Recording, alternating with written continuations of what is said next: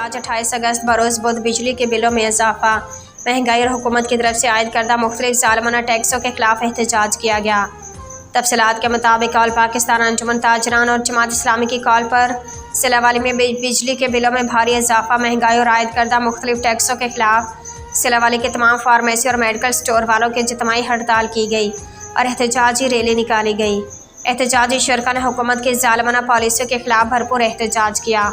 एहतजाजी शुरका का कहना था कि हुकूमत की नाकाम पॉलिसियों की वजह से आम आवाम और कमज़ोर तबके की कमर तोड़ कर रखती है। आए रोज़ बिजली की कीमतों में इजाफा और टैक्सों से आवाम के चूल्हे ठंडे हो गए हैं। आवाम टैक्स अदा करे या अपने बच्चों का पेट पाले। एहतजाजी शुरका ने हुकूमत से मुतालबा किया बिजली के बिलों में इजाफा और टैक्सों को ख़त्म किया जाए।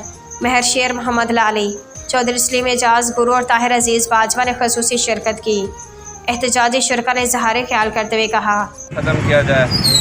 उसके अलावा बिजली के बिल हमारे बहुत ज़्यादा आते हैं, वो ख़त्म किया जाए। GST ख़त्म किया जाए। जितने भी मेरे भाइयों के तहफ़्फ़ुज़ात हैं वो दूर किया जाए। इनका कहना है कि अद्वियात के ऊपर भी 18% GST लग गया, GST टैक्स लगा दिया गया है।